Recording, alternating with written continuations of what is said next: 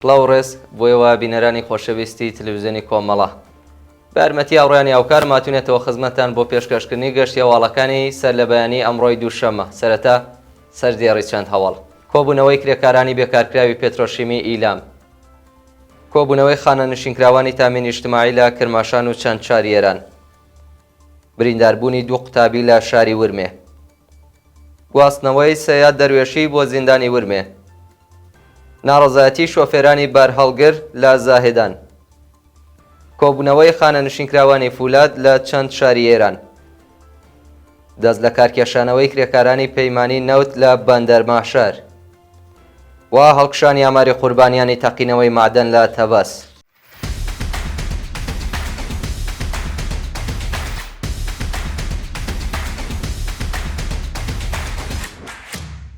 درێژەی هەواڵەکان. کۆبوونەوەی کرێکارانی بێکارکراوی پێترۆشیمی ئیلام ڕۆژی یەکشەممە یەکی ڕازبەر کرێکارانی لە سەرکار دەرکراوی پێترۆشیمی ئیلام بە مەبەستی گەڕانەوە بۆ سەرکار لە بەردەم ئۆستانداری کۆبوونەوە. کۆمەڵێک لە کرێکارانی پێترۆشیمی ئەرغەوانگوستەری ئیلام پاش تەواوبوونی ماوەی گرێبەستەکانیان لە سەرکار دەرکراون و ماوەی چەند مانگە لە کۆبوونەوە ناڕەزایەتیەکانیاندا داوای گەڕانەوە بۆ سەرکار و دامەزراندنیان لە بەشەکانی دیکەی و ناوەندە سەنعەتیە دەکەن. کرێکارانی ناڕازی دەڵێن چەندین ساڵ پێشینەی کاریان هەیە و داوا دەکەن لەم دۆخە سەختە ئابووریە لە بەشەکانی دیکەدایان بمەزرێنن تاکو بتوانن بژێوی ژیانی خۆیان و بنەماڵەکانیان دابین بکەن.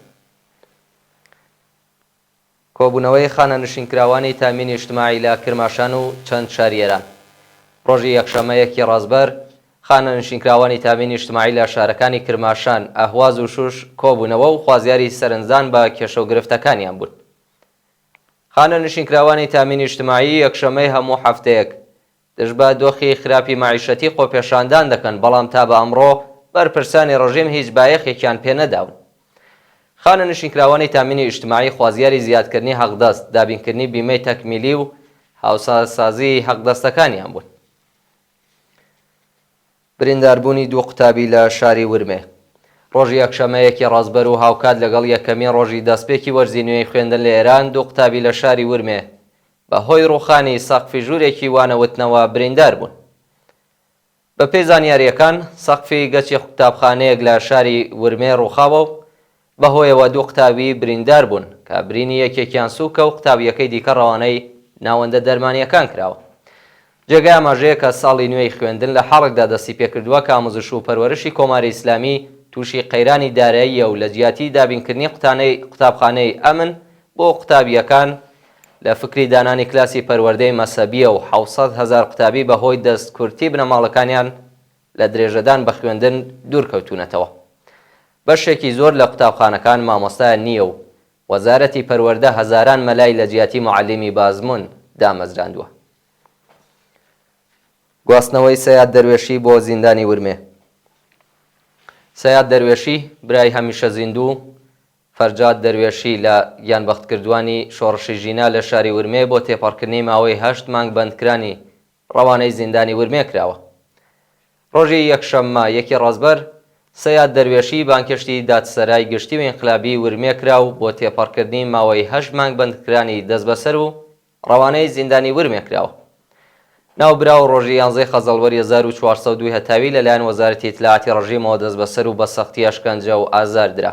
سەیاد دەروێشی پاش تەواوبوونی قۆناغەکانی لێپرسینەوە بۆ زیندانی ورمێ ڕاگوێزرا و ڕۆژی 10 بەفرانبەر 1402 بە دانانی وەسیقەی 1 ملیار تمەنی ئازاد کرا.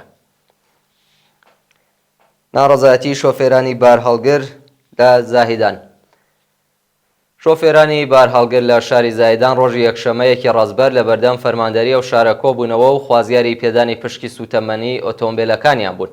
بە پێی زانیاریەکان ڕژیمی سەرکوتگەری ئیسلامی بە بیانووی ڕێگریکردن لە قاچاغی سوتەمەنی کارتی سوتەمەنی بەشێک لە شۆفێرانی بارهەڵگری داخستووە و کاوێندارانی پارێزگای سیستان و بەلوچستان تووشی کێشەی پیشەی و معیشەتی بوون. ڕۆژی یەکشەممە شۆفێرانی بارهەڵگر لە بەردەم فەرمانداری کۆبوونەوە و خوازیاری جێبەجێکردنی داخوازیەکانیان بوون. کۆبوونەوەی خانە نشینکراوانی فولاد لە چەند شاری ئێران. خانە نشینکراوانی فولاد لە شارەکانی قایمشار، ئیسفەهان، ئەهواز و تاران ڕۆژی یەکشەممە یەکی ڕازبەر 1403 بۆ جارێکی دیکە دژ بە دۆخی خراپی معیشەتی کۆبوونەوە. یەکشەممەی هەموو هەفتەیەک خانە نشینکراوانی سەنعەتی فولاد دژ بە دۆخی خراپی معیشەتی ناڕەزایەتی دەرەبڕن و بە دوای 1 ساڵ کۆبوونەوە هیچ یەک لە داواکاریەکانیان جێبەجێ نەکراوە. خانە نشینکراوانی فولاد خوازیاری زیادکردنی ئاسی حەقدەست بە پێی ڕێژەی هەڵاوسان، بەکردەوە دەرهاتنی گەڵاڵەی هاوسانسازی، دابینکردنی بیمەی دەرمانی کارامە، گەڕانەوەی سربەخۆی بە سندوقی خانە نشینی کرێکارانی سەنعەتی فولاد و هەڵوەشانەوەی بڕیاری دەوڵەت بۆ تێکەڵکردنی سندوقەکانی خانە نشینی بوون. دەست لە کارکێشانەوەی کرێکارانی پەیمانی نەوت لە بەندەر ماحشار. ڕۆژی یەکشەمەیەکی ڕازبەر کرێکارانی پەیمانی شاغڵ لە شرکەتی پایانە و مەخزنەکانی سوتەمەنی بەندەر ماحشار بۆ 7مین ڕۆژی بەردەوام لە نەڕازایەتی بەنەدانی داخوازیەکانیان درێژەیان بە مانگرتندا. کرێکارانی پەیمانی شرکەتی پایانە و مەخزنەکانی سوتەمەنی بەندەر ماحشار خوازیاری زیادکردنی حەقدەست، پێدانی داخوازیە دواخراوەکان، پێدانی مەزای پیشەیی وەکو بۆنی کارتی کرێکاری و کارتی نەوت، بەکردەوە دەرهاتنی گەڵاڵەی ڕێزبەندی پیشەکان، دابینکردنی ئیمکاناتی ڕەفاهی و بیمەی دەرمانی، تەزمینی ئەمنیەتی پیشەیی و نوێکردنەوەی گرێبەستەکانیان بوون. کۆبوونەوەی ناڕەزایی کەمەندامان لە چەند شاری ئێران. ڕۆژی یەکشەممەیەکی ڕازبەر 1403 تاوی کەمەندامانی چەند شاری ئێران لە بەرامبەر ئیدارەی بێهزیستی کۆبوونەوە و خوازیاری جێبەجێکردنی داواکاریەکانیان بوون. بە پێی راپۆرتەکان کەمەندامان بە کۆبوونەوە لە بەردەم بێهزیستی شارەکانی تاران، قۆم، چابەهار، کرمان، کرماشان و مەشهەد خوازیاری جێبەجێکردنی مادەی 27 یاسای پاراستنی مافی کەمەندامان، پێدانی یارمەتی مانگانە بۆ بژێوی ژیان، دابینکردنی کەرەستەی تاوانبەخشی، پەرداختی مانگانەی زانکۆ، جێبەجێکردنی بڕیارنامەی 40% مافی پەرستاری، دابینکردنی بیمەی تەندروستی، ڕەخساندنی هەلیکار و پێدانی خانوو بوون. هەڵکشانی ئاماری قوربانیانی تەقینەوەی معدەن لە تەبەس. بە پێی دوایین زانیاریەکان ژمارەی کوژراوانی ڕووداوی تەقینەوە لە یەکێک لە کانەکانی بەردی خەڵۆزی تەبەس گەیشتووەتە 52 کەس. ڕۆژی شەمە 31 خەرمانان بەهۆی تەقینەوەی گازی مێتان لە دوو بلۆکی بی و سی کانگای تەبەس 52 کرێکار گیانیان لەدەستداوە و زیاتر لە 17 کرێکاری دیکەش بریندار و ڕەوانەی ناوەندە دەرمانیەکان کراون. شانی باسە کە بەرپرسانی ڕژیم و شرکەتەکانی سەر بە دەوڵەت لە دابینکردنی ئیمکاناتی ڕەفاهی و ئەمنیەتی پیشەیی بۆ کرێکاران خۆ دەبوێرن و کاتێک ڕووداوی دڵتەزێنی وهاڕوادات خۆیان لە ئاسکەم تەرخەمیەکانیان بەرپرسیار نازان و تەنیا بیر لە کۆکردنەوەی داهاتی زۆرتر دەکەن.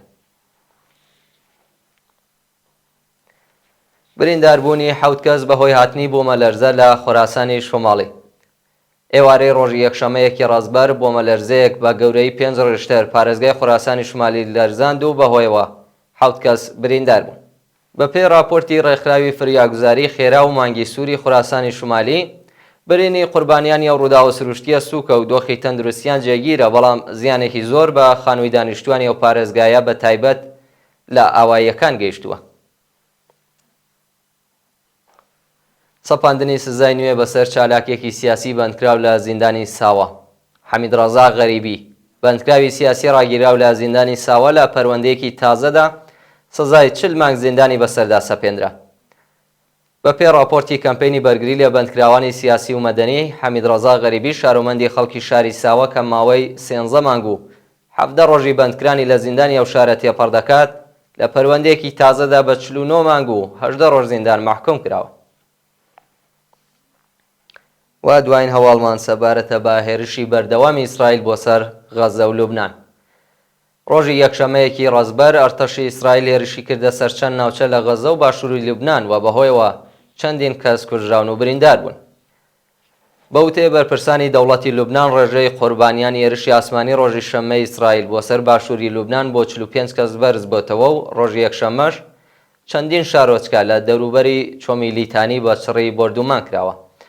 هاو کات چەند ناوچە لە کەرتی غەزە بردومان کراوە و لە ئەنجامی ئەو هێرشانەدا چەندین فەلەستینی کوژراون و بریندار بوون.